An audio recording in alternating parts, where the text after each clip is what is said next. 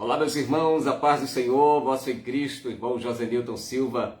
É com muito prazer que queremos cumprimentar cada um de vocês, desejando boas-vindas a mais uma edição da nossa Escola Bíblica, aqui através do nosso canal. Nós queremos louvar o Senhor e desde já informando que nossos vídeos ficam gravados ali no nosso canal do YouTube. Você pode ir lá e assistir e compartilhar, deixar seu comentário e comentar. Nós queremos, em nome de Jesus, abraçá-los, saudando-os com a paz do Senhor.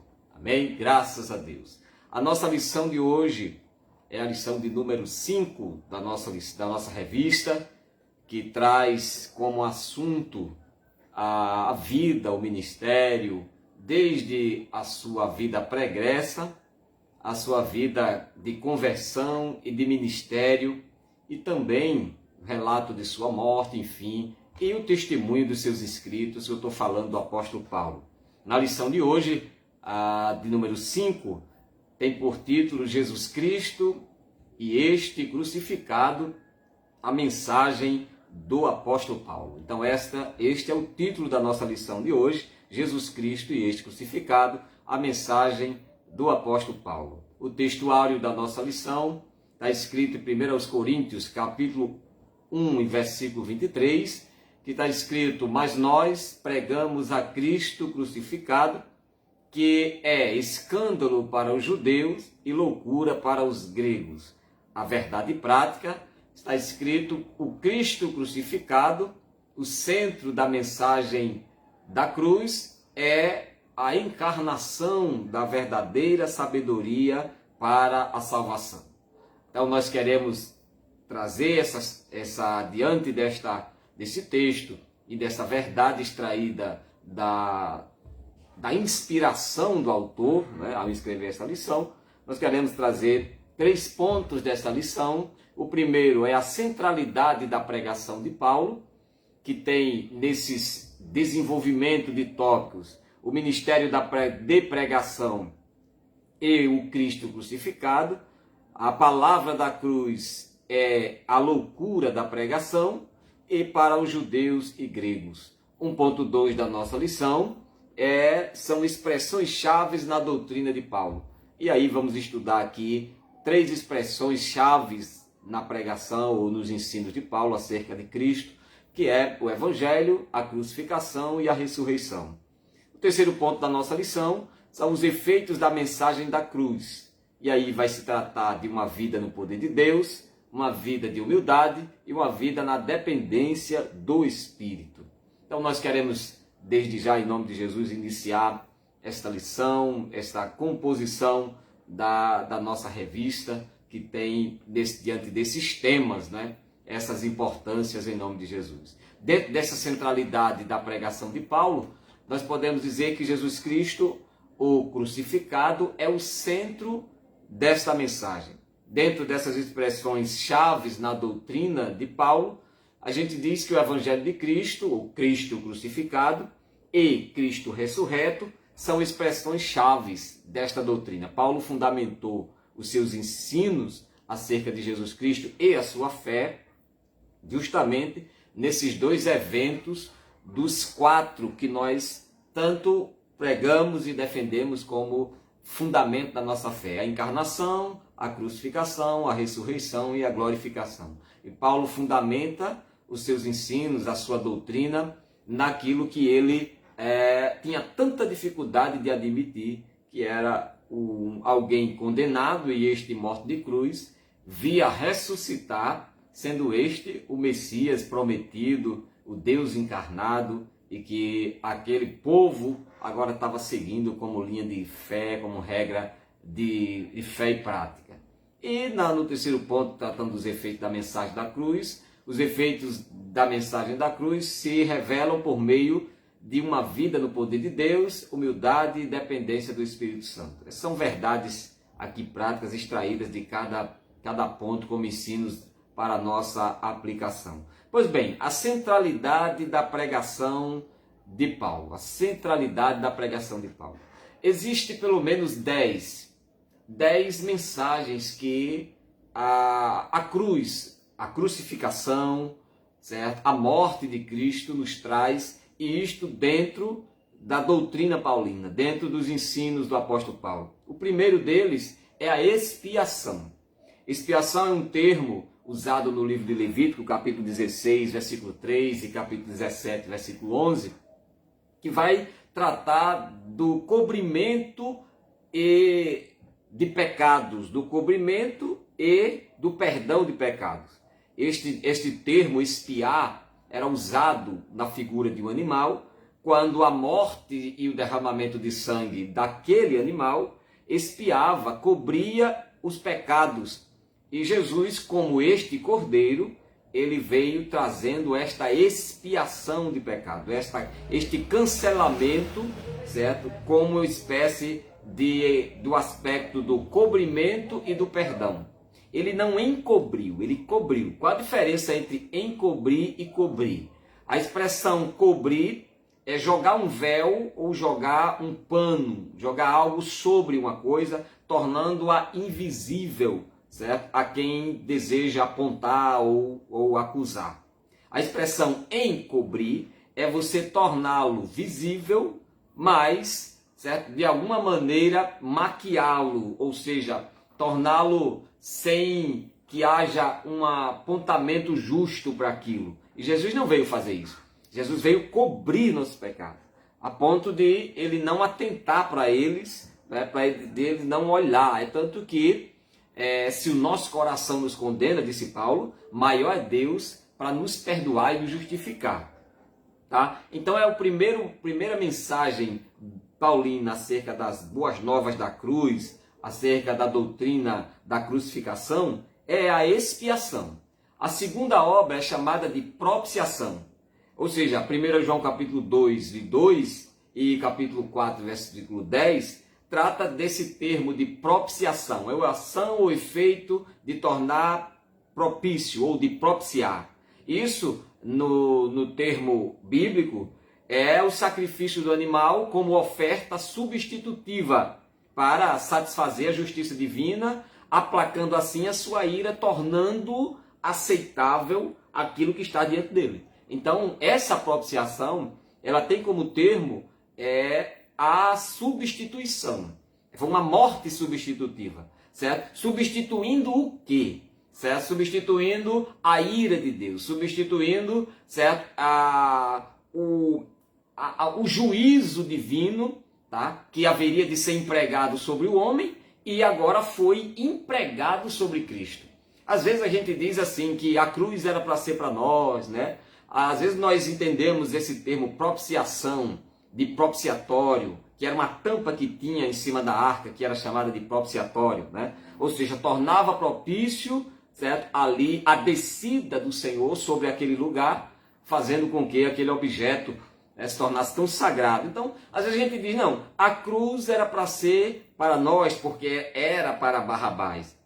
E aí a gente coloca em associação substitutiva, né? Duas. Uma é que Barrabás era o nosso representante legal acerca do pecado e Cristo, nosso substituto legal acerca da justificação, né? E começa-se a colocar isso. Só que o termo propiciar, se é um termo que se usava um animal para substituir, ou seja, um termo substitutivo, para satisfazer a justiça divina, para aplacar a sua ira e para tornar, certo, aquele animal diante dele, ou seja, aceito, certo, pela vida daqueles que ele haveria de ser ofertado ou oferecido. Então, na verdade, Cristo ali estava substituindo a ira de Deus, certo? Estava substituindo o juízo de Deus, certo? Que haveria de vir sobre o homem, agora estava vindo sobre Jesus. Ele se expôs à ignomínia, à vergonha, ao desprezo. O próprio Senhor, certo? Ao despojar de sua glória, certo? E assumindo a forma de homem e sujeitando-se à morte, esta morte de cruz, uma morte tão humilhante como aquela. Então, esse termo propiciação é a segunda mensagem da doutrina paulina acerca da salvação ou do Cristo crucificado, a doutrina da cruz, né? Ou da crucificação. O terceiro termo usado para a doutrina da crucificação, a gente introduz aqui como mensagem centralizadora de Paulo, que tinha duas, o Cristo crucificado e o Cristo ressurreto. Estamos trabalhando aqui o Cristo crucificado. E em terceiro lugar, a redenção. A redenção, cujo João capítulo 3, 8, versículo 34 e Marcos capítulo 10, versículo 45, vai tratar a redenção como resgate, expiação, cancelamento, propiciação, substitutividade, né? O substituição, né? E redenção, resgate. Então a redenção de alguma forma redimir o homem da escravidão com base no pagamento de um preço por um redentor.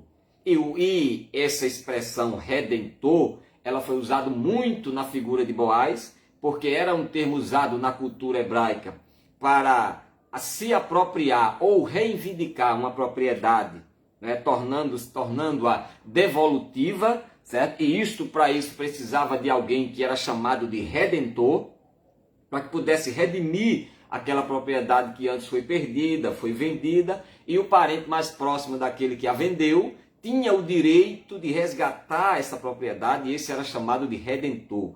Então é um termo usado no Antigo Testamento e é a terceira expressão usada por Paulo para falar da mensagem da crucificação. A quarta expressão usada para a pregação da cruz é a reconciliação.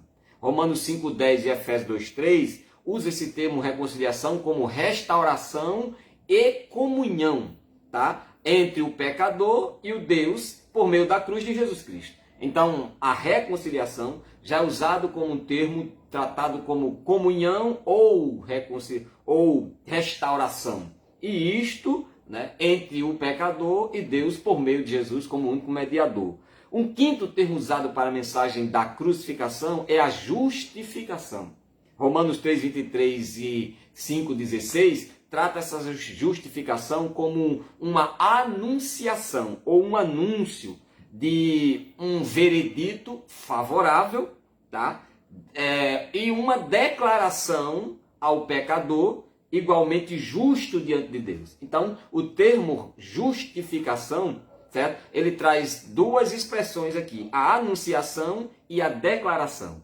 Ou seja, Deus anunciando que o homem agora estava perdoado, tornando-se igualmente justo diante de Deus e, sendo assim, declarado justo diante de Deus. Isso tudo por meio da crucificação, tanto ensinada pelo apóstolo Paulo. Então, esses primeiros 5, termina essa primeira cadeia aqui de mensagem que traz a crucificação. Seguindo para outros 5, um outro termo usado para a mensagem da crucificação é uma palavrinha chamada de imputação. Gálatas 3:6 e 2 Coríntios, capítulo 5, versículo 11, vai tratar essa imputação, ou seja, a ação ou efeito de imputar, de considerar, de reafirmar sobre algo ou sobre alguém, alguma coisa ou alguma palavra. Então isso significa atribuir a alguém coisa, ou creditar a esse alguém, ou colocar na conta desse alguém alguma coisa, certo? E isso chama-se de imputação. E o Senhor, naquela mensagem da cruz pregada por Paulo, ele não nos imputou, ou seja, não nos caracterizou, não nos creditou, ou colocou na nossa conta uma dívida que a gente não podia pagar, que era sobre o nosso pecado. Então ele pagou essa dívida, certo? Ele foi imputado, ele próprio, certo? Como alguém que haveria de ser responsável ou de se responsabilizar por pagar esta grande dívida que era do nosso pecado, certo? Um sétimo lugar, uma palavra para a mensagem da crucificação que Paulo pregou, tanto pregou, é a adoção.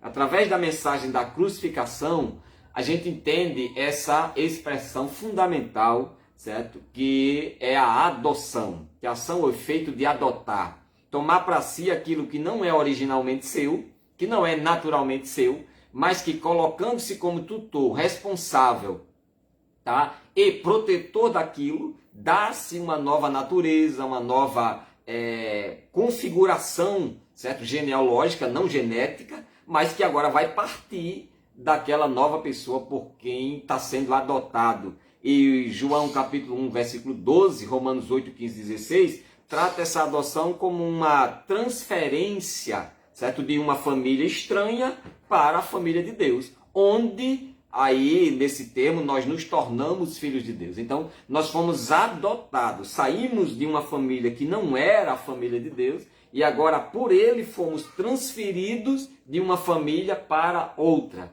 certo? Ou seja, para a família de Deus, para o seio da comunidade cristã, tá? Para o seio do amor de Deus, tornando-se assim filhos de Deus por adoção, ok? Em oitavo lugar, a mensagem da cruz, ela traz como ensino fundamental e doutrinário a regeneração. Termo que tanto a gente trata, trabalha, falando, ensinando. João 3, do 6 ao 8, trata essa regeneração como uma palavra conectada ao termo nascer de novo, relacionada ao termo nascer de novo. Então, regenerar, certo? É voltar ao gênero inicial por meio de um novo nascimento, certo? Não basta só o arrependimento, é preciso um novo nascimento. E isso recobra a ocorrência de quando nós morremos em Cristo, tá? Morremos para a velha natureza, para o mundo e nascemos para uma nova conduta, comportamento, relacionamento, certo? Tendo Deus como nossa regra de fé e prática, certo? É como Paulo mesmo disse, não mais vivo eu, mas Cristo vive em mim. Nono lugar, a mensagem da crucificação traz como fundamento e pilar a santificação. Paulo, quando prega sobre a cruz, o Cristo crucificado, ele prega em nono lugar sobre a santificação, certo? E Hebreus 12, 14 e João 17, 17 trabalha esse termo santificação e Paulo traz isso, né? Não que ele escreveu aos Hebreus, certo?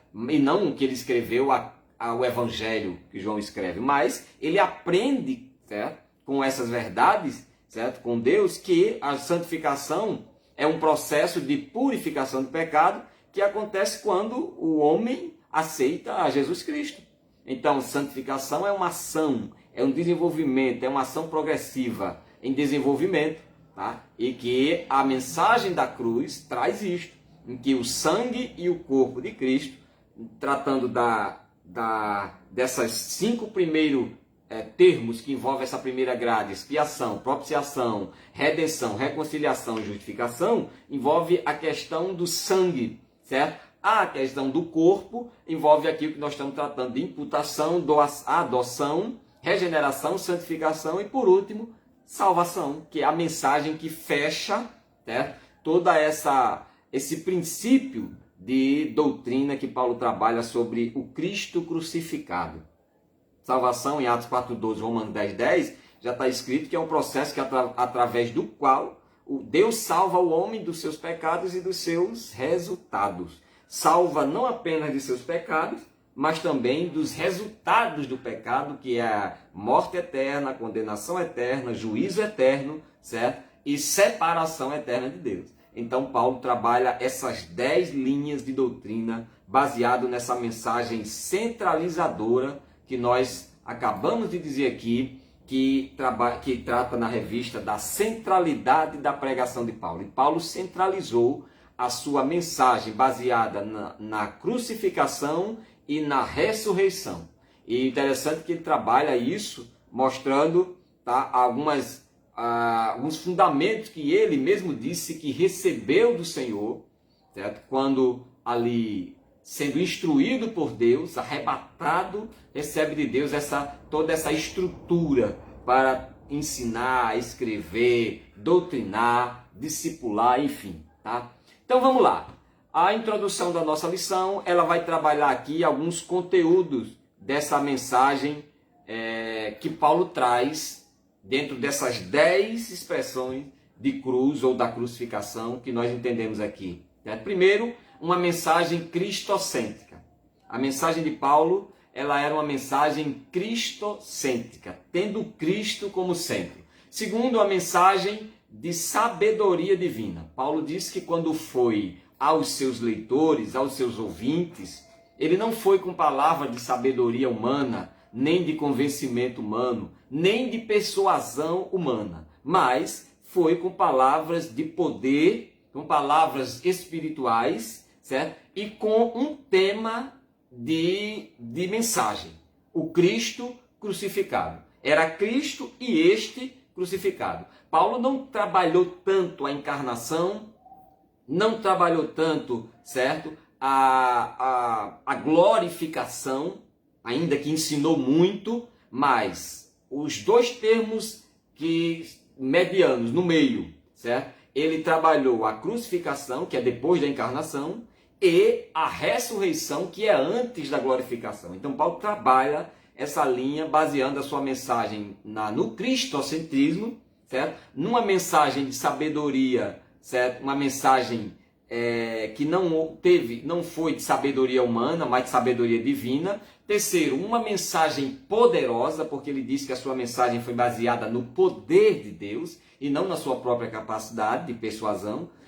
Quarto lugar, uma mensagem cheia de verdades contradizentes, porque essa mensagem, tanto ela foi contradizente, como foi inaceitável, certo? Para alguns, certo? É tanto que nós vamos ver aqui que os gregos entenderam essa mensagem como escândalo, e o grego entendeu como loucura, e o judeu como escândalo, certo? E daí os gentios de outras instâncias, de outros tempos, certo? Abraçaram isso entendendo como um grande sinal da parte de Deus de que ali era a salvação para as suas almas. E por fim, uma mensagem que, como Paulo mesmo disse, provoca ou produz ou traz transformação, tá? Então, esses 5 pilares aqui, Paulo baseou essas 5 verdades aqui pregadas, esses 5 efeitos, certo? Naqueles 10 pilares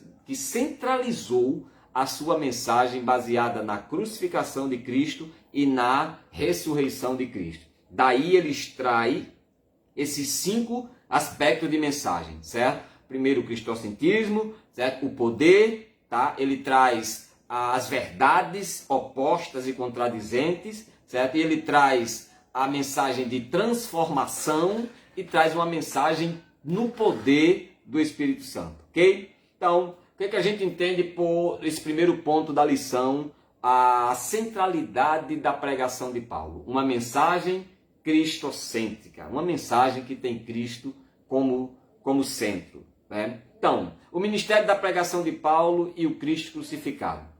Paulo disse que não se propôs em saber nada além do que o Cristo crucificado. E isso tem uma razão. Eu disse no início que Paulo tinha uma dificuldade grande e isso moveu com que ele se tornasse um grande, implacável perseguidor da igreja, porque ele não admitia que a profecia, certo, dos livros antigos, associada à pregação daquele grupo de cristãos que agora vinha dizendo que aquele judeu que foi morto na cruz, ele é o Messias. Paulo não aceitava nunca que o Messias viesse, certo? E morto daquele jeito, viesse a ter um testemunho fracassado daquele. E foi justamente nisso que Jesus trabalhou na vida de Paulo para que ele se tornasse um grande escritor, doutrinador, pregador, evangelista, um grande presbítero que foi, um grande apóstolo, certo? Então, Paulo coloca e o Senhor prepara Paulo justamente para falar da morte dele, da crucificação. E ele disse, eu apliquei o meu coração a ensinar aquilo que eu não cria. Eu apliquei o meu coração a pregar, a escrever sobre justamente o Cristo crucificado. Coisa que tanto ele tinha dificuldade de absorver essa ideia. Entendeu? Certo? Então, o ministério da pregação de Paulo Cristo crucificado. Primeiro, o ministério de Paulo era focado em anunciar a verdade central do Evangelho, a redenção em Cristo, certo? O crucificado, que é o centro da mensagem cristã, conforme 1 Coríntios 2:2. A cruz aponta para a justiça e o amor de Deus para com a humanidade. Então, quando a gente trabalha no primeiro ponto da lição, essa mensagem cristocêntrica, trabalha-se aí a pregação de Paulo, certo? Em relação com a crucificação de Cristo. Paulo conforma a sua pregação, certo? Em tudo aquilo que essa crucificação traria, tá? Em termos proféticos, em termos práticos, certo? Aplicados à vida do homem, certo? A partir de Cristo em sua morte, em sua crucificação. E ele falou muito bem na ceia, quando foi ensinar sobre a ceia, tá? Em que Cristo Jesus, certo? Ele orientou ao povo lembrar de sua crucificação até o dia de sua vinda.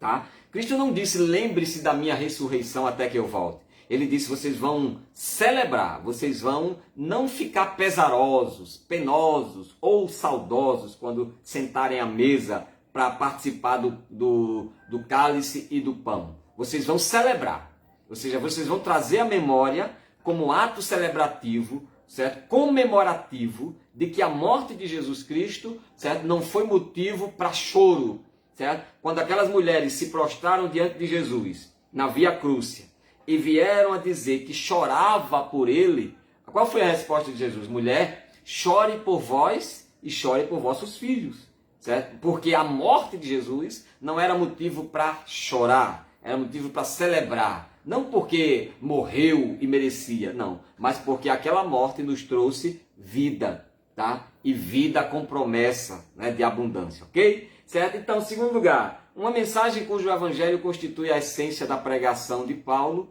centralizada na morte de Cristo. Um evangelho que ele recebeu do próprio Jesus e que não se baseava na sabedoria humana, mas na sabedoria de Deus. É o que Paulo trabalha tanto, a defesa, a apologia, desde o seu ministério até a essência da sua pregação, dos seus escritos, trabalhando essa verdade da crucificação. Paulo foi um defensor, sabe, inveterado, um defensor implacável de que Cristo, certo, além de ter encarnado, obviamente, certo, ele foi crucificado, certo? Que o Cristo que o Jesus encarnado, ele foi o mesmo que foi crucificado em sua humanidade, em sua semelhança terrena, em sua natureza, certo, humana, ok? Então, segundo ponto aqui da mensagem centralizadora de Paulo que a gente trabalha, é que foi uma mensagem contradizente para alguns,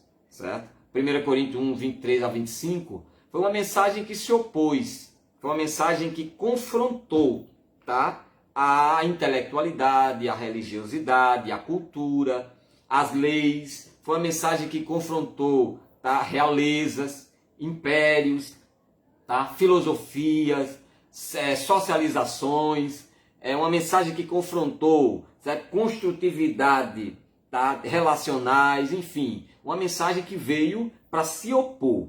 Tá? E essa mensagem de contradição aos que não aceitavam, certo, para a sociedade corrupta de Corinto, cidade grega, né, conforme Isaías 53:5, falar da morte na cruz era associado a tudo aquilo que havia de mais vergonhoso, infame e tolo. Então, você falar, certo, da morte de alguém que foi condenado à cruz, tá? E que da forma como que foi, passando por 3 júris, certo? Júri popular, júri civil, tá? Ou o júri, vamos dizer aqui, patrimonial ou distrital, né? Porque trabalhava ali com a pátria, né, romana, né, que tinha a ação de crucificar, embora não tinha o poder de julgar, porque era questão religiosa. Por isso ele passou pela turba, né, ou seja, por aquele conjunto de sacerdócio que condenou, baseado na justificativa de que o júri popular estava contra aquele homem. Logo, como não tinha do que acusar, julgou a responsabilidade pelo júri popular para eles, certo? E assim eles empregaram o veredito, dizendo que preferia que soltasse Barrabás, baseado na cultura da época de libertar um dos presos. Então, o que o júri civil fez, ou seja, o júri romano, foi assinar a sentença baseado num júri condenatório que ele havia recebido do clero eclesiástico, que por sua vez atribuía a primazia da primeira instância de julgamento ao júri popular. Então, esse Jesus passou por esses 3 júris, né? E daí até se consumar. Então, porque falar dessa morte, tá, era vergonhoso, era algo infame, era algo tolo, tá? Porque falar de salvação somente por meio do sofrimento e da morte de um homem crucificado era um modo de garantir um total desprezo. Porque o que Paulo garantia a salvação? Na morte. Por que Paulo vem trazendo garantia de salvação? Tá? e de libertação. Aqueles 10 termos que a gente citou, tá? Desde a expiação até a santificação. O que Paulo atribuiu a garantia disso? Na morte. Se não houvesse derramamento de sangue, não havia nada daqueles 10 termos que a gente citou aqui. Não havia expiação, propiciação, redenção, reconciliação, não havia justificação, certo? Não havia outros 5, não havia, tá, a imputação sobre o próprio Cristo do pecado do homem, não havia adoção, não havia regeneração, nem santificação, nem salvação. Então, por isso é que a Bíblia vem trazendo essa apologia de Paulo ao defender a natureza de seu ministério, que foi ser enviado ao gentio, certo? Enviado com a mensagem de um Cristo crucificado, certo? A princípio, para que depois ele viesse a falar de um Cristo ressurreto, tá? Porque ele só podia ressuscitar se antes viesse a encarnar e a ser morto, para que depois viesse essa obra de ressurreição e, sequencialmente, a obra da glorificação, tá? Então, para o judeu, conforme Gálatas 3,13, o Cristo crucificado era escândalo. Escândalo. Do grego, escândalo, da Septuaginta, que era a versão hebraica traduzida para o grego, tá? E no grego ficou escândalo, que tem a ver com duas expressões, essa palavra escândalo, certo? Que é diferente do que é para nós hoje, que de certa forma tem um certo efeito. A palavra escândalo no grego tem o efeito de tropeço e de obstáculo. Tá? A palavra escândalo é desde palavras, obras, omissão e ensino que leve o homem ao tropeço, certo? No pecado. Isto é a expressão de escândalo, certo? No grego, que tem a ideia também de obstáculo, que no mais original é armadilha, né? Então seria uma armadilha criada para parar, para paralisar, para fazer cair. Certo? Então a palavra escândalo, que para o judeu a mensagem da cruz, o Cristo crucificado, porque ele esperava um líder militar que libertasse o povo da opressão romana, e no entanto o evangelho que Paulo vem pregando lhe oferecia um Salvador que foi pregado numa vergonhosa cruz. Então para o judeu aquilo ali era um escândalo dizer que aquele homem ali seria o seu libertador, o seu redentor, aquele que haveria de pregar as 10 verdades na cruz sobre a vida do pecador, que nós falamos agora. Então, para o judeu ouvir isso, era um termo usado como escândalo, tá? Ou seja, era um tropeço e era um obstáculo. E Pedro escreve, certo? A sua primeira carta 2,8, se não falha a memória, Pedro vai dizer que esse Cristo que foi rejeitado como uma pedra angular, foi rejeitado como rocha que firma, esse Cristo foi colocado sobre estes como pedra de tropeço, ou seja, como escândalo. Então Cristo para o mundo é um escândalo, ou seja, é uma pedra de tropeço. O que está fazendo o mundo ser destruído como está, o que está fazendo as pessoas irem nessa degradação moral, religiosa, espiritual, civil, tá? Não é se chocando com o diabo, certo? É se chocando com Cristo, tá? Porque para aqueles que creem, disse Pedro, Jesus é pedra que edifica, é pedra que sustenta. Mas para os que não creem, diz Pedro que Jesus é pedra de tropeço, de escândalo, tá? Ou seja, pedra que faz cair e pedra que faz parar. Uma armadilha que prende e que faz cair. Então o mundo está se chocando com esta rocha que é Jesus. E dura coisa, ele disse para Paulo, é se chocar com esta pedra que é Cristo. Então, para o judeu era escândalo, ou seja, era loucura, era vergonha, ou seja, era tropeço e era obstáculo, tá? Uma pregação dessa. E para a sociedade gentílica, né? Entre eles estavam os gregos, para estes o Cristo crucificado era loucura, tá? Era loucura. Eles não conseguiam entender como aquele que havia morrido, né, em aparente fraqueza e fracasso poderia resolver os problemas de outra pessoa. Então, por que esse termo loucura é usado aí pelos gregos? Porque os gregos eram muitos, e são até hoje, tá? Eles carregam esse dogma, esse paradigma de pais da ciência, do conhecimento, da filosofia, não é? Da cultura, vamos dizer assim, também. Então, para eles, tudo que envolvia e que saía, certo, do raciocínio de sua compreensão, baseado nas suas filosofias, era loucura.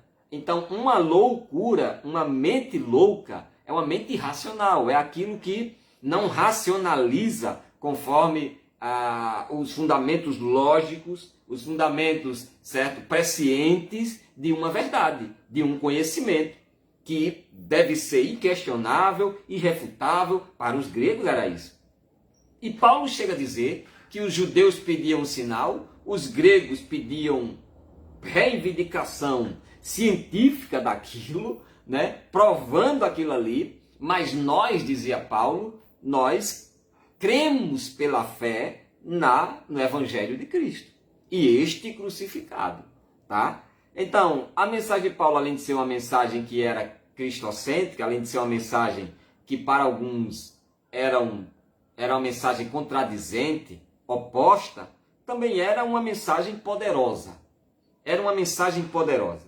Entretanto, apesar de ser contradizente para alguns, a mensagem que Paulo pregava era poderosa em Deus, conforme 1 Coríntios 1:18 e a parte B, né? E Paulo chega a dizer, tá, escrevendo à mesma igreja em Corinto, tá, que as armas da nossa milícia não são carnais, ainda que na humanidade servimos como igreja, sendo espirituais, mas como humanos, né? Não lutamos com as armas humanas, mas com as armas espirituais. E estas são poderosas em Deus. E uma dessas armas espirituais é justamente a pregação, o Evangelho. E o Evangelho, ele traz 4 mensagens que Paulo abalizou-as, certo, em 10 e que resumiu a sua mensagem de pregação em 5, ok? Então, este Evangelho, ele traz 4 mensagens: a encarnação, a crucificação, certo? A ressurreição e a glorificação. O Evangelho traz isso, tá? E Paulo balizou isso tudo, certo? Conformando ou extraindo dessas 4 revelações, mensagens, né, do Evangelho, as 10 verdades que são aplicáveis sobre o homem, que nós acabamos de falar aqui, tá? E diante dessas 10 verdades, Paulo fundamenta o efeito de sua mensagem. Uma mensagem cristocêntrica, transformadora, poderosa, contradizente, tá? E uma mensagem de sabedoria divina. Ele baseia sua mensagem nessas 5. Ele se propôs a realizar isso, a trabalhar dessa forma, ok? E dentro dessa mensagem poderosa, tá? Como é que para os que creem é poderosa para salvar o homem, conforme 1,16. Romanos 1,16 não está lá? Certo? Que Paulo dizendo, eu não me envergonho do Evangelho, porque é o poder de Deus. O Evangelho é o único poder capaz de libertar o homem, tá? É o Evangelho, a encarnação, crucificação, ressurreição e glorificação de Cristo. É a mensagem poderosa da salvação, operando a expiação, operando os termos que nós falamos aqui, operando a propiciação, a redenção, a reconciliação, a justificação, operando sobre o homem a imputação, certo? Sobre o próprio Cristo de seus pecados, do pecado do homem, a adoção, a regeneração, santificação e salvação, certo? Isso que o Evangelho veio trazendo como poder que Paulo tanto explicou e ensinou. Então, nesse primeiro ponto, meus irmãos, como aplicação prática, a gente ensina o quê? Aprende o quê? Que a igreja precisa tomar cuidado nos dias de hoje, para que não anuncie um evangelho mercantilista, adaptável, antropocêntrico, materialista e ornamentado, certo? A centralidade do evangelho não pode ser perdida. Aqui está 5 maneiras que está sendo muito usado por esse neopentecostalismo, por essa expressão reformista, certo? Porque não tem nada de reformadora, é reformista, né? Pessoas anulando a graça, anulando princípios do poder do Espírito Santo, e trazendo como pretexto para pregar o evangelho dessas 5 maneiras aqui. Primeiro, mercantilista. O que era o mercantilismo? O mercantilismo, na verdade, nada mais era do que uma troca de moeda, certo? Era um preço pago por um favor. Era uma retribuição por aquilo que estava se comprando, certo? E se pagava por aquilo. Então, estão se mercantilizando o evangelho. Está se tornando um efeito de mercado, em que eu pago e tenho, tá? Em que eu entrego algo e recebo por aquilo. Então, uma das coisas que precisa se ter cuidado é para não descentralizar o evangelho. E o evangelho ele é centralizado na crucificação. Quando a gente descentraliza, a gente fragmentaliza. Quando a gente fragmentaliza, cria adjacências, a gente começa a criar contextos fora do grande efeito do bojo, daquilo que é âmago, daquilo que é a ação fundamental, que é a crucificação e este de Jesus Cristo. E a primeira coisa que se faz quando se descentraliza o evangelho é mercantilizar o evangelho. Ou seja, é fazer com que este evangelho, em suas mensagens, venha trabalhando e oferecendo produtos mercantilizados, comprado, negociado, certo? Um outro efeito que a gente deve ter cuidado para não pregar é um evangelho adaptável. O evangelho ele não é adaptável, irmão. O evangelho ele é único, o evangelho ele é soberano, o evangelho ele é supremo, certo? O homem é que tem que se adaptar a ele e não ele adaptar-se à estrutura, à convivência, comportamento, filosofias, tá? E o que está se pregando por aí é um evangelho adaptável, certo? Não, o evangelho ele aceita do jeito que você está. O evangelho ele concorda com isso porque ele não expulsa e ele não lança fora. Quem disse que o evangelho não lança fora? O evangelho ele expugna. O evangelho, ele, ao ponto que ele expia o pecado do homem, ele também expia o homem de sua presença.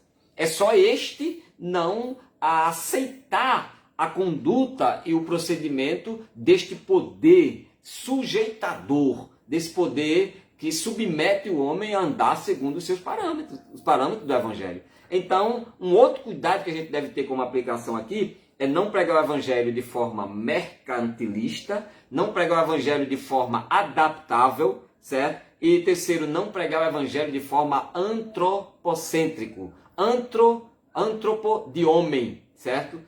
Cêntrico de centro. É o homem como centro. E hoje está se fazendo muito isso, pregando o evangelho como centro, certo? O homem, né? Para você ter uma ideia, quando Jesus pregou o evangelho do reino de Deus, ele nem trouxe ele mesmo como centro, mas ele atribuiu a Deus a vontade, a obra, o poder, certo? O propósito, certo? Ele atribuiu a Deus tudo isso, ok? Ele mesmo disse, quando chamaram de bom, ele disse, bom só meu Pai. Quando disseram come, ele disse, a minha comida é fazer a vontade de meu Pai, tá? Quando alegaram um monte de coisa, até o ápice de tudo, quando disse, desce da cruz daí, ele disse, não, certo? Aqui ele não ia descer porque estava no Pai o centro da mensagem de Jesus. E o centro da salvação, da mensagem, da vida da igreja está em Jesus Cristo. Ele mesmo disse que nós seríamos suas testemunhas. Então, o evangelho, tenha cuidado para não pregar ele de forma antropocêntrica, enfatizando a figura do homem, certo? E não a de Jesus. De Gênesis a Apocalipse, certo? A qualquer hino que venha aparecer, a inspiração deve ter Jesus como centro, seja ele tipológico, profético, alegórico, analógico, seja ele, certo, de alguma maneira, certo, que venha trazendo uma simbologia ou uma representatividade. Jesus é o centro do evangelho. Jesus é o evangelho, ele é a encarnação, ele é a crucificação, ele é a ressurreição e ele é a glorificação, certo? E por fim, ter cuidado para não pregar o evangelho de forma materialista, certo? Isso é uma aplicação nossa aqui desse primeiro ponto, não pregar o evangelho de forma materialista, ou seja, trazendo o que é material, o que é físico, o que é visível, o que é tangível, para fundamentar princípios espirituais, princípios transcendentais, certo? E excedentais, como que fundamentasse a fé em Cristo naquilo ali, certo? O materialismo não envolve só a questão do dinheiro, como nós costumamos falar. O materialismo envolve tudo aquilo que revestimos o que é físico, o que é tangível, o que é material, revestimos de algo espiritual, tornando aquilo como elemento de culto, de adoração, de fé, até de santificação. Isso aqui é materialismo. E está se fazendo de tudo que é jeito. Pastor, tenha muito cuidado com os elementos de culto para preservar a natureza, a essência, os fundamentos. Cultos não se inventa, cultos está escrito na Bíblia como se realiza, tá? Não quer dizer que você vai engessar, certo? A liberdade, o arbítrio, a espontaneidade da efusão do homem no Espírito Santo, certo? Na invocação, não. Mas cultos não se circunstancializa. Cultos, ele se essencializa na vida do homem por meio da palavra de Deus, ok? Então não torne cultos materialistas, porque você vai tornar a fé dos seus membros, das suas ovelhas, uma fé materialista. Ou seja, não estou falando só de dinheiro, estou falando de coisas visíveis. Estou falando que se não vê milagre, porque o milagre ele materializa-se. Ele é de origem espiritual, mas ele é de efeito material. O milagre ele materializa-se, ou seja, quando eu ensino a igreja de que a minha fé, ela fundamenta-se no materialismo ou na materialização do milagre, ela vai se apoiar nos milagres, certo? E quando não tiver milagre, então o culto não prestou, a fé não existe, não é assim? Então cuidado para não materializar a fé de suas ovelhas, não materialize a doutrina que você prega, não materialize o chamado que você recebeu do Senhor, porque isto é uma prática que está se acontecendo muito, é descentralizando o evangelho para fragmentá-lo, né, nessas coisas. E em último lugar, certo? Como é que está se pregando o evangelho hoje? Como uma ornamentação, um evangelho ornamentado. O que é a palavra ornamentado, certo? Ornamentar é tornar o homem, certo? Característico, estilizado, tá? Com algumas coisas estereóticas, exteriores, tornando assim com o seu aspecto que venha a proporcionar algum tipo de relação com o culto que ele está prestando, com a obra que ele está realizando. Então, ornamentar, no simples, é arrumar, é organizar, é tornar um ambiente caracterizado para um propósito. Jesus, Paulo disse que ornamentou a sua igreja para o encontro com ele. Ou seja, ele preparou com todos os fundamentos da sua ornamentação, certo? Espiritual, certo? Para que a sua igreja encontrasse com ele. Então, o que está se pregando hoje é um evangelho ornamentado. Jogaram muita coisa dentro do evangelho. A saber, jogaram filosofias, ideologias, jogaram dentro do evangelho, certo? Pretextos, jogaram dentro do evangelho, certo? Contextos exteriores, certo? E jogaram dentro do evangelho culturas, certo? Modernas. Jogaram essas 5 coisas dentro do evangelho e estão se pregando por aí de forma mercantilista, estão se pregando por aí de forma adaptável, antropocêntrica, materialista, certo? E ornamentadora. É isso que está se pregando o evangelho hoje, ok? Vamos para o segundo ponto para a gente ganhar tempo, certo? O que Paulo fala agora no segundo ponto da sua lição? O que o autor diz acerca de Paulo? Vai falar das expressões chaves que Paulo usa na sua doutrina. O que é uma expressão? Certo? É uma ação, um efeito de manifestar através de palavras, de obras, certo? De feitos, né? De criações, algum pensamento, alguma ideia. Certo? Então Paulo expressou o seu evangelho com algumas chaves, com algumas palavras contundentes, marcantes. Certo? Primeiro, o evangelho de Cristo. Tá? A esta expressão ressalta a origem do evangelho que Paulo pregava, certo? Das 76 vezes, certo? Que esta expressão aparece no Novo Testamento, 54 vezes, certo? Nós vamos encontrar nas cartas que Paulo escreve, tá? Das 76 vezes que essa expressão evangelho de Cristo aparece, né? Essa expressão, né, que ressalta a origem do evangelho, que é o evangelho cristocêntrico, 54 vezes vai aparecer só nas cartas de Paulo, para você ver como ele aplicou o seu coração a tratar muito da crucificação de Jesus, certo? Porque era uma das coisas que desacreditavam muito o homem, era saber que Cristo tinha morrido e que ninguém tinha certeza de que ele havia ressuscitado, pelo menos muita gente, né? Então, Romanos 1,16, parte A. Por isso, podemos dizer que essa expressão é central para a doutrina ensinada por Paulo. É uma expressão, é uma palavra-chave que Paulo sempre usou, é a origem do evangelho como expressão que Paulo pregava do cristocentrismo, de um evangelho que resultava em Cristo, iniciava-se nele, certo? E propagava-se no próprio Cristo, certo? Segundo lugar aqui, um evangelho que o próprio Jesus ordenou que fosse pregado, tá? Marcos 16,15, Paulo cumpriu à risca essa ordenança do próprio Jesus.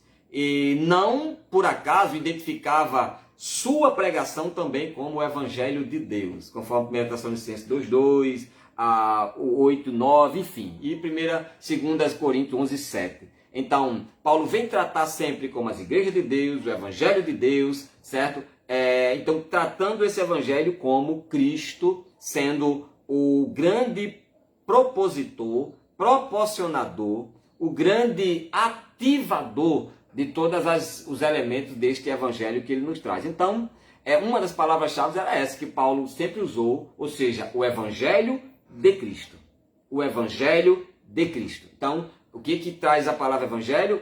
No simples seria boas novas, ou boas notícias, ou boas anunciações. Você sabia que a palavra evangelista, certo? Ela nasce no Velho Testamento? Não é uma palavra que era empregada como no termo original para o Novo Testamento.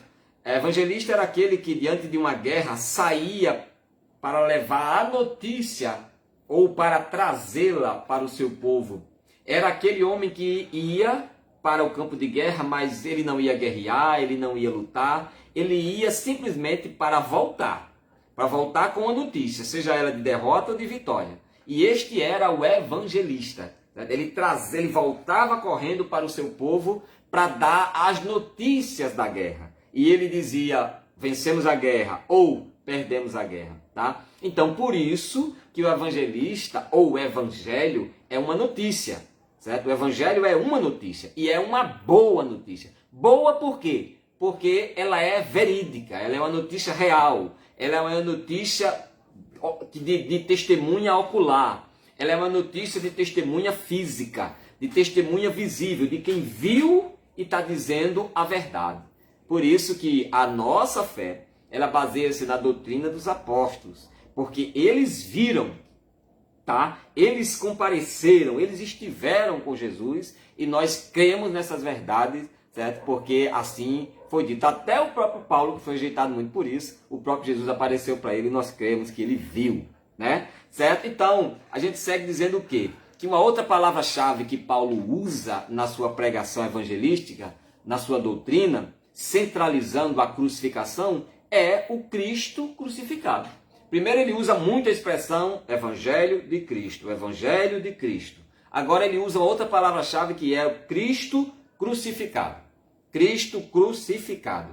Essa expressão ressaltava que a crucificação de Jesus era a mais sublime demonstração da sabedoria e do amor de Deus. Gálatas 2:20. Paulo defendia isso, que a morte de Jesus era a maior expressividade, certo? Do relacionamento favorável, amoroso, do relacionamento reconciliador de Deus para com o homem, demonstrando sabedoria, certo? E afeto, demonstrando sabedoria e amor. Era isso que Paulo defendia. O Cristo crucificado era o ponto central e culminante do Evangelho. Não há outro Evangelho a ser pregado a não ser Jesus Cristo e este crucificado. O cerne da mensagem do Evangelho é a crucificação. Não adiantaria a encarnação se não houvesse a crucificação. Não adiantaria o processo de 3 anos e alguns meses de grandes obras, de grandes feitos, grandes ensinamentos de Jesus, se não houvesse o grande eixo, o grande pilar, a hastia do Evangelho é a crucificação. Porque dela, primeiro, porque a crucificação, ela validou a encarnação. A crucificação, ela reativou a encarnação. Ela reivindicou praticamente todos os valores da encarnação. Foi a crucificação. Se Jesus não tivesse ido para a cruz, não teria salvação, não teria vida eterna, não teria arrebatamento da igreja, não teria igreja. Precisou da crucificação, do derramamento de sangue, ok? Então Paulo usa muito essa palavra. O mesmo Cristo crucificado, que era escândalo para o judeu e loucura para o grego, era o conteúdo da pregação de Paulo. Paulo se gloriava daquilo que os judeus e gregos se envergonhavam. Paulo se gloriava daquilo que os judeus e os gregos se envergonhavam. Que era de quê? Da morte de Cristo. Enquanto o judeu dizia que era loucura, ou seja, o judeu dizia que era escândalo, ou seja, que era tropeço e obstáculo. Enquanto os gregos diziam que era loucura, ou seja, que era mente insana, irracional, blasfema, contra o conhecimento da verdade, Paulo se gloriava naquilo. Porque eu me gloriarei nisto, na cruz de Cristo. Certo? Paulo entendia isso e ele se gloriava nisso, enquanto os demais se envergonhavam. Certo? Ele disse, eu não me envergonho da crucificação de Cristo. Certo? Eu não me envergonho, eu não volto as costas para a crucificação. Certo? Eu não volto a servir contra a crucificação. Antes, a minha mensagem é no poder que essa crucificação trouxe. Então, é o que Paulo traz. E qual é a terceira palavra-chave que Paulo usa nessas expressões chaves aqui? É o Cristo ressurreto. O Cristo ressurreto. Além do Cristo crucificado, Paulo trabalha agora a ressurreição de Jesus. Certo? Mas não é um termo apenas ressurreição. O termo é ressurreto. E qual é a diferença, irmão, de ressurreto? Tá? O termo ressurreto na linguagem bíblica, certo? Significa aquele que ressuscitou de forma reta. Aquele que reapareceu de forma reta. Por isso que é o ressurreto. Ele não só ressuscitou, mas ele ressuscitou de forma reta. Ou seja, não tinha o que apontar, não tinha o que acusar, né? Então, por isso que Paulo diz que além de pregar a ressurreição, ele pregava a ressurreição de forma ressurreta. Um Cristo ressurreto, ou seja, aquele que aparece de forma, certo? Reta. Porque a expressão no original é reaparecer de forma reta. Por isso, ressurreto. Entendeu? Ou seja, sem violação, sem dúvida, sem sombra de pensamento A ou B, certo? Ele apareceu e apareceu ressurreto. Por isso que Paulo começa agora a falar de uma ressurreição reta, baseada numa crucificação que para muitos era vergonhosa, mas que para ele era glorificação, era poder, era transformação, era sabedoria, certo? E era centro de sua mensagem, de sua vida. Foi o que ele defendeu a sua mensagem durante todo o tempo de sua pregação, ok? Então, e esse termo ressurreto, essa expressão ressaltava a ressurreição do Cristo que foi crucificado e morto, tá? Em 2 Timóteo 2,8, certo? Alguns textos, se Cristo não tivesse ressuscitado, a cruz não teria sentido. O evangelho não teria sentido. 1 Coríntios 15, 14. Se ele não tivesse sido crucificado, certo? Qualquer outro tipo de manifestação de salvação por meio da encarnação apenas seria inútil, seria inválida, porque precisaria que as profecias da morte tivessem sido cumpridas, e esta tinha que ser em morte de cruz. E esta tinha que ser padecendo fora dos muros de Jerusalém, porque nem a própria cidade santa tinha condição de receber uma morte de um justo, de um Deus como aquele que veio se revelando. Por isso que ele padeceu fora das portas, né? Lá nos montes fora de Jerusalém, ok? Certo? Após ter encontrado o encontro pessoal com Cristo ressurreto, ou um Cristo verdadeiramente aparecedor ou aparecido de forma reta, Paulo ele não pôde mais negar a realidade da ressurreição de Cristo. e a mensagem do Cristo ressuscitado ele não deixou de pregar, certo? Mesmo sendo uma mensagem de Cristo, do Cristo ressurreto, o escárnio dos intelectuais do seu tempo, tá? Mesmo sendo um escárnio, uma blasfêmia, uma vergonha, uma loucura para os intelectuais do seu tempo, desde os seus companheiros de seminário teológico, tendo como grande reverendo o Gamaliel, para estes e para os filósofos da religião, certo?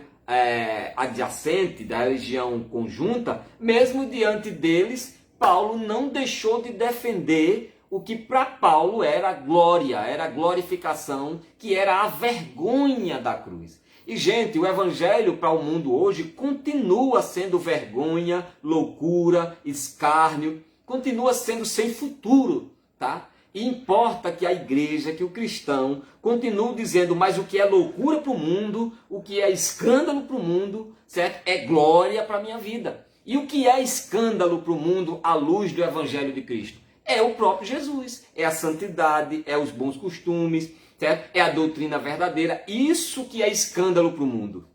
Porque a nudez, a prostituição, a infidelidade, certo? O descompromisso civil e humano, isso não é escândalo para o mundo. Isso é escândalo para a igreja, tá? Mas o escândalo para o mundo é o que a igreja defende, certo? É a santidade, é o princípio da igreja, é a comunidade cristã. E isso é escândalo para o mundo. E Paulo continuou dizendo que para esses intelectuais, para aqueles grandes homens de mentes pensantes, Paulo estava dizendo que para vocês é escândalo, para nós, desde o culto, a adoração, ao serviço, certo? Desde a vida cristã, para nós, se resume num Cristo crucificado e num Cristo ressurreto, tá? Então, Paulo, ele não deixou de pregar, mesmo, certo? Sendo a mensagem do Cristo ressurreto um escárnio para o povo. Mesmo o povo não querendo saber, não querendo acreditar, nem na conversão dele, certo? Nem na santidade dele. Então, não dê ouvidos àqueles que desacreditam de você, daqueles que apontam para a sua santidade, daqueles que querem ser juízes das tuas obras, certo?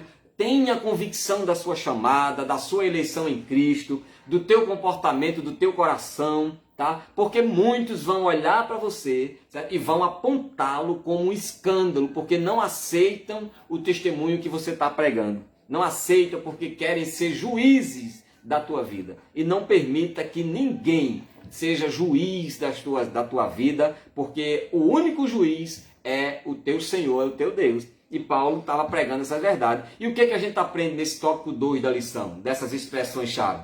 A gente aprende primeiro que o Evangelho de Cristo não consiste apenas em palavras. Apenas em palavras, mas também é em palavras, certo? Mas também é um termo associado de uma forma conjuntura, certo? Mas também em atitudes. Então, como é que se vive o Evangelho? Como é que se prega o Evangelho? Como é que se anuncia o testemunho do Evangelho? Através de palavras e através de atitudes, certo?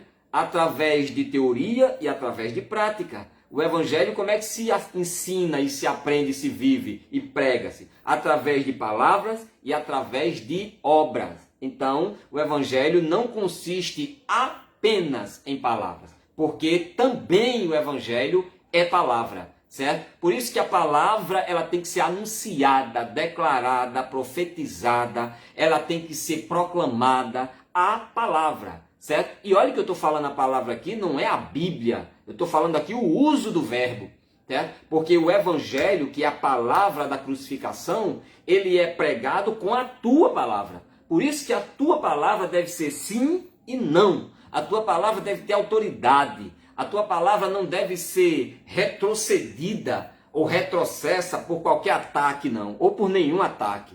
Porque você vai usar a tua palavra para pregar a palavra da cruz e o primeiro confronto que vai se ter é a rejeição à sua palavra, a tua, tá? Para que se derrubar a tua, ele desfaz também o efeito da palavra da cruz, entendeu? Por isso que sabiamente o evangelho ele é pregado também com a tua palavra. e que a tua palavra tem autoridade. E eu profetizo nessa noite, e espero que você esteja fazendo isso também aí, que a tua palavra, que a nossa palavra, ela tenha autoridade. Você, pastor, a tua palavra, ela tem autoridade na sua igreja. Não deixe que essa palavra volte vazia, não deixe que essa palavra seja colocada por terra. Honre a oratória da palavra que Deus te deu, honre a postura e a posição que Deus te deu, e não deixe que ninguém coloque a tua palavra por terra, porque se botar a tua por terra, vai colocar todas as palavras que você for falar acerca de Deus, da Bíblia, de Cristo, não vai ter efeito nenhum. Agora, se a tua palavra tiver autoridade, certo? Por isso que Paulo diz, quando eu fui com a minha palavra, a minha não foi apoiada em sabedoria humana, mas foi apoiada na palavra que eu estou pregando, que é a de Jesus Cristo. Então a palavra, o evangelho, ele é pregado não apenas por palavra, porque também é por palavra, mas com atitude, que aquilo que você prega, certo? Você fala, você mostra, você aprende também, você se corrige também e mostra um testemunho de vida, ok? Certo? O que a gente aprende mais nesse segundo ponto aqui? É que assim como Paulo, nós não podemos deixar de pregar Cristo crucificado. Tá? A mensagem da cruz. Todas as vezes que a igreja perde de vista a centralidade da morte de Cristo, ela perde a essência do próprio ou do propósito do evangelho, que é a ressurreição de Cristo, trazendo vida a partir da morte do próprio Jesus. Certo? Então, nós nunca podemos deixar de pregar a crucificação de Jesus. A igreja hoje está com o mau costume de pregar o juízo de Deus. A igreja não foi chamada para pregar o juízo de Deus. Quem veio pregar esse evangelho foi Jesus, e ele voltará a pregar esse evangelho num período chamado de milênio, tá? E chamado de evangelho do reino. A igreja, ela prega o evangelho da cruz. É o evangelho da crucificação. E a cruz, como nós falamos aqui, ela vem mostrando a expiação ou o cancelamento de pecado, a propiciação ou o sacrifício de Jesus em favor do homem, a redenção ou o resgate de Cristo sobre a vida do pecador, a reconciliação ou a reaproximação, a restauração do homem com Deus, a justificação, que é a anunciação e a declaração de Cristo sobre a vida do homem como uma pessoa que agora tem condições de ser liberto, a imputação sobre o próprio Cristo, a adoção como parte da família de Deus, a regeneração como palavra conectada à comunhão, ao nascer de novo, a santificação como processo libertador, paulatino, didático de Cristo sobre a vida do homem e a salvação. Então, esta é a mensagem, este evangelho aqui que nós pregamos, o evangelho da crucificação, é este que a igreja deve pregar. Deve pregar o evangelho da cruz, que Cristo morreu. E ele morreu não foi para trazer juízo. Ele morreu não foi para trazer o inferno. Ele morreu não foi para trazer a acusação do pecado. Ele morreu para libertar. Ele morreu para que todo aquele que nele crê não pereça, mas tenha vida eterna. Claro, irmão, que ele diz não pereça. Então ele está trazendo a princípio o ônus da desobediência, ele está trazendo a princípio o preço pago pela desobediência. Quando ele trata não pereça, ele está associando a graça.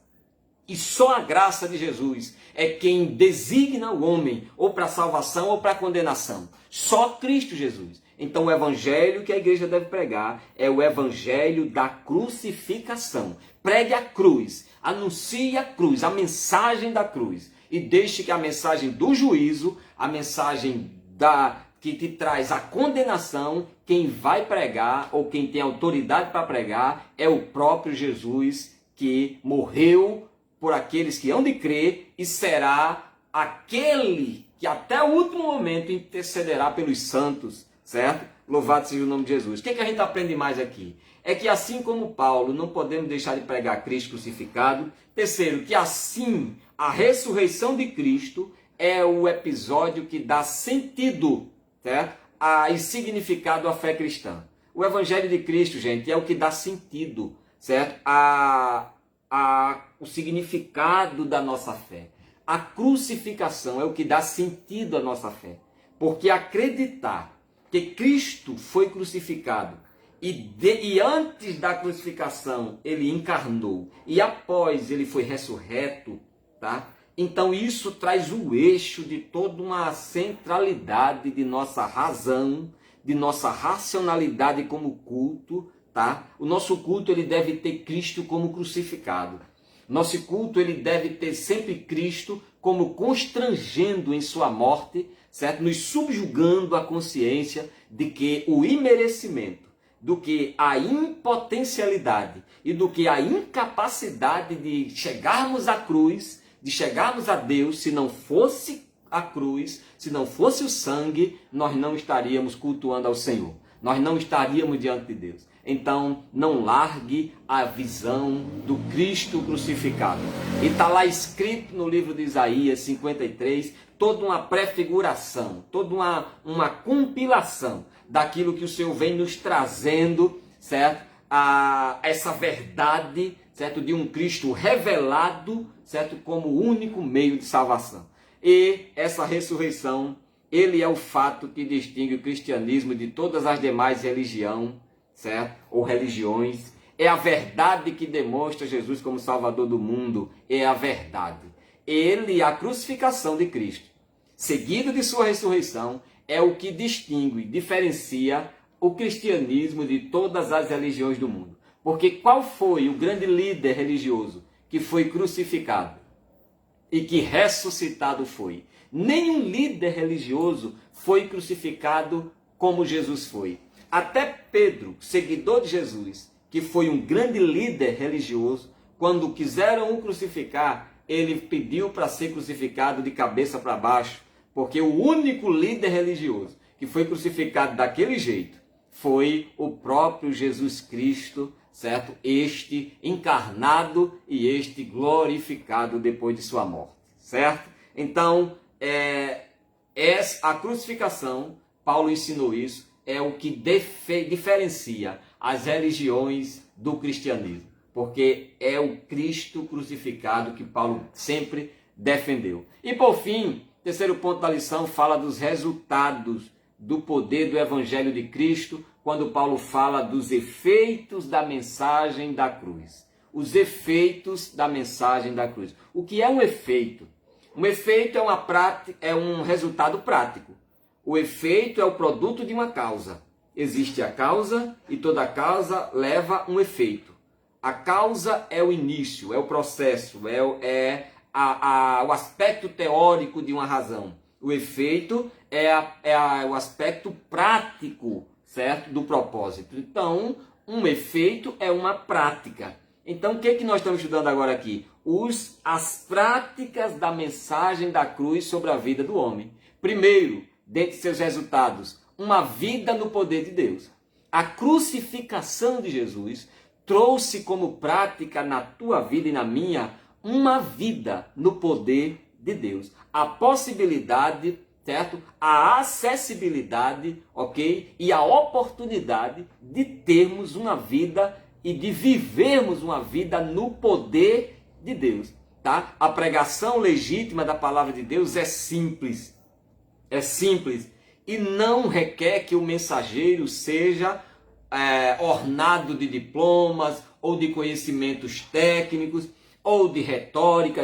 O Espírito Santo é o principal condutor da mensagem, certo? Ao coração do ouvinte. Atos capítulo 2, versículo 41. Veja lá o exemplo de Pedro. Naquele grande discurso, Pedro defendendo aquele advento, certo, do Espírito como manifestação, certo, primária no meio da igreja, certo, levantando a igreja como uma obra missionária, certo, gloriosa. Pedro foi defender apologeticamente, sistematicamente, a defesa de Cristo Jesus, certo, e do Espírito Santo. Pedro começa a abordar, certo, um panorama do Antigo Testamento. Pedro começa a trazer a compilação das profecias, começa a trazer a aspiração de Deus sobre a vida do profeta Joel, a explicação sistemática que Pedro trouxe. Isso tudo, irmão, foi por uma manifestação de Deus na vida dele, certo? Eu não estou dizendo que o estudo teológico, que a busca pelo conhecimento, de jeito nenhum. Deve se aprofundar, deve se buscar, deve se abranger todas as áreas permitidas por Deus para adquirir o conhecimento. Agora, sabendo, pois, que não é pelo conhecimento, certo, adquirido que o conhecimento eterno ele se manifesta. O conhecimento eterno ele se manifesta pela fé. Ele se manifesta pela dependência ao Cristo Jesus. E nisto ele aperfeiçoa o conhecimento adquirido, tá certo? Então, o que a gente aprende aqui? Que um dos efeitos da mensagem da cruz é que nos possibilita viver uma vida no poder de Deus. Paulo também pregou a mensagem do Evangelho de uma maneira bem simples. E milhares de pessoas foram salvas. Milhares de pessoas foram salvas. Estava revestido e na dependência do Espírito Santo e tinha convicção de que Jesus era o Salvador. O revestimento prático do Espírito na vida dele, como manifestação de poder, sabedoria, transformação, centralização da cruz, certo? E sabedoria, certo? E agora, a convicção que ele tinha de Cristo Jesus como Salvador foi o que trouxe poder na vida daquele homem, na mensagem que ele pregava. E olha que ele foi na presença de reis, de imperadores, foi na presença de cultuadores dos mais altos níveis, a deuses pagãos, que foi no Areópago grego, tá? Ele foi no meio de áreas profundas, que exigia um nível de intelectualidade para debater com aquelas pessoas. Mas preste atenção na mensagem dele, preste atenção nas colocações que Paulo usa, ainda que nos escritos Pedro chega a dizer para os seus leitores que tivessem zelo, cuidado quando fossem ler os escritos de Paulo, porque haveria pontos de dificuldade de interpretação pela profundidade da espiritualidade, não da expressão. Tá? Então, Paulo usou da simplicidade e o Evangelho continua sendo simples e continua requisitando, certo? Que o homem pregue-o de forma simples, sem inventar, certo? Sem querer fantasiar, sem querer ornamentar de ideias, de construção, de uma coisa e outra, certo? E o que está preocupando muito hoje é essa coisa, tá? De querer tornar o Evangelho estilizado e tirar o tradicionalismo do Evangelho. Você já viu aquele arraiá estilizado e o arraiá tradicional? Né? Você vê a diferença? Como o arraiá estilizado é aquela coisa que, ou tradicional é aquela coisa ali simples, né? Aquela coisa ali, certo? Meio arcaica, né? Antiga. E já o estilizado não. O estilizado traz os temas, traz as roupas sofisticadas, né? Aquela coisa, aquele glamour. O Evangelho não tem nada de glamour. O Evangelho não é estilizado, o Evangelho é tradicional. O Evangelho é conservador. O Evangelho é simples. Tá? O Evangelho ele tem uma mensagem só. Cristo morreu pelos nossos pecados. Certo? E importa que todo aquele que nesse sacrifício ele crê, ele terá os seus pecados perdoados, sua vida transformada, suas obras no poder de Deus, certo? E uma promessa de vida eterna para a sua vida e promessa de salvação para a sua casa. Isto é o Evangelho. Simples, certo? O que o Evangelho nos produz mais como efeito? É o último ponto da lição. Ele nos produz uma vida de humildade. Além de uma vida no poder de Deus, ele traz uma vida de humildade. Tá? Não se trata de pobreza ou de desleixo, mas do Cristo que expressa sua fé, amor, certo? A Cristo e amor ao próximo. A mensagem da cruz não constrange, nos constrange a viver em humildade. Filipenses 2, do 5 ao 9. O que é viver em humildade? Não é viver desleixado, não é viver descabelado, não é viver desprezado por aí, não é viver de todo jeito, como que nada tivesse mais sentido, não, tá? Tem gente que não tem mais nem o gosto de se produzir, de se arrumar, não, porque tem que ser humilde, certo? Isso aí, irmão, isso aí não é humildade, certo? Isso aí é desleixo, isso aí é desprovimento de dignidade própria, isso aí é descambo, certo? Com o próprio corpo que o Senhor disse que é imagem e semelhança, então cuide dele. Vista ele de forma bonita, elegante, certo? Se arrume, lindo e maravilhoso ou linda e maravilhosa, porque o Senhor, ele preza pelo teu corpo, certo? Não o tenha como objeto de culto, nem como elemento de vaidade, mas tenham como casa, como santuário, como tabernáculo terreno e como imagem primária de testemunho para o que não conhece, que é o teu corpo. Você sabia disso, que ele traz essas 4 verdades? Casa, tabernáculo, testemunho terreno e testemunho primário. Quem vai olhar para isso. Paulo disse ainda que esse tabernáculo terreno se desfaça, ele estava falando do teu corpo, certo? Temos um construído da parte de Deus que vamos ser transformados e receber ele por promessa, certo? Ele disse que somos templo e morada do Espírito Santo. E ele também disse que pelo nosso corpo nós traduziremos, certo? Os bons relacionamentos, os bons costumes e a essência, o cheiro do perfume de Jesus, entendeu? Ok? Então vamos lá. Uma humildade que nos leva a nos prostrarmos diante de Deus e reconhecer a nossa miséria. A humildade, ela nos constrange diante de Deus a reconhecer o nosso estado de miserabilidade espiritual. Somos pobres, miseráveis, cegos e nus, mas ele nos encontrou pobre e disse que bem-aventurados os pobres, porque dele é o reino de Deus. Pobre e miserável, ele nos encontrou em estado de miserabilidade, desprovido da graça, da comunhão, da reconciliação e da fé, e nos tornou filho do seu amor. Ele nos tornou herdeiro. Logo, certo? O constrangimento da consciência de que, como seres humanos naturais, somos miseráveis fora de Deus, mas em Deus nós somos herdeiros de suas eternas promessas. Cegos, ele nos achou cego, sem ter a visão do caminho, sem ter a visão, sem iluminar nem a própria vida, mas ele pega os nossos olhos e nos coloca seu azeite nessas lamparinas que são nossos olhos, para que a gente comece a enxergar o caminho, a verdade e a vida, certo? E nu, ele nos encontrou nu, desprovido, certo? Descapacitado ou incapacitado, certo? De tudo aquilo que fosse revestimento espiritual. E ele nos tira aquelas velhas vestes,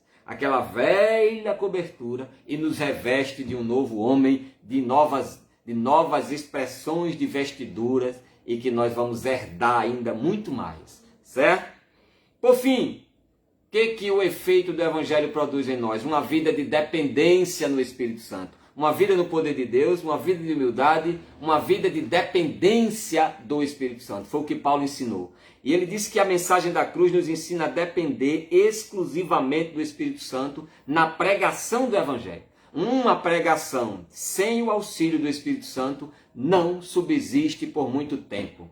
Uma pregação sem o efeito, sem a ação, sem a concordância, sem o relacionamento do Espírito Santo com o pregador, com a palavra do pregador, com a mensagem que ele está pregando e com o pecador ouvinte, se não for o Espírito Santo, ela não prevalece por muito tempo. Por que por muito tempo? E prevalece algum tempo? Prevalece.